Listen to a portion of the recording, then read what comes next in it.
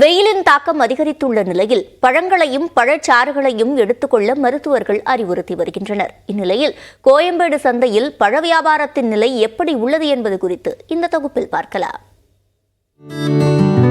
கோடைகாலம் வந்துவிட்டால் தர்பூசணி, வெள்ளரிக்காய், கிர்னிப்பழம் என்று சாலை ஓரங்களில் வியாபாரம் களைகட்டும். ஆனால் இந்த ஆண்டு வெயிலின் தாக்கம் அதிகரித்திருந்தாலும் பழ வியாபாரம் குறைவாகவே இருப்பதாக வியாபாரிகள் தெரிவிக்கின்றனர்.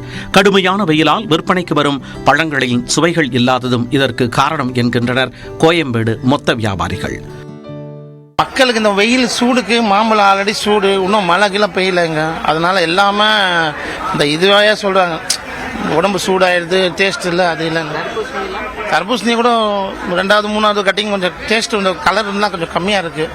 நல்ல ஃபஸ்ட்டு வந்த ரேட்டு மாதிரி அந்த நல்ல பொருள் கூட தரமாக இல்லை.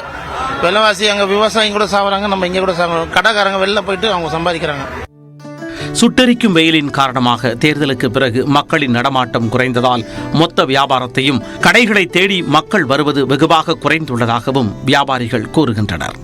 ஆரஞ்சு பழ சீசன் முடிவுக்கு வரும் சூழலில் கூட அதன் விற்பனை மந்தமாகவே இருக்கிறது என வேதனை தெரிவிக்கின்றனர் வியாபாரிகள்.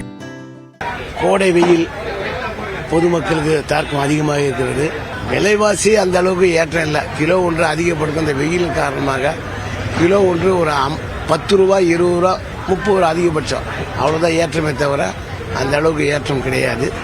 பொதுமக்கள் ரொம்ப அதிகமாக தற்போது தங்களுடைய தாகம் தீர்க்க தர்பூசணியை அதிகமாக விரும்பி சாப்பிடுகிறார்கள். அதுதான் கடந்த வாரம் பார்த்தீங்கன்னா 10-12 வியாபாரம் நடந்து கொண்டு இந்த தர்பூசணி இந்த வாரம் 15லேருந்து 20 வரைக்கும் ஹோல்சேல் ரேட்டு. நான் சொல்கிற ரீட்டைல் ரேட் இல்லை, கோயம்பேடு மார்க்கெட்டில் ஹோல்சேல் ரேட்டு.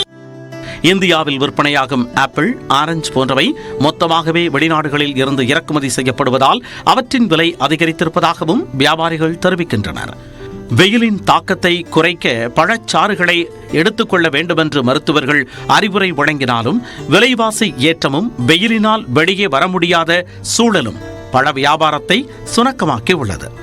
நியூஸ் 18 தமிழ்நாடு தொலைக்காட்சி செய்திகளுக்காக ஒளிப்பதிவாளர் விவேக்குடன் செய்தியாளர் ரகுவரன்.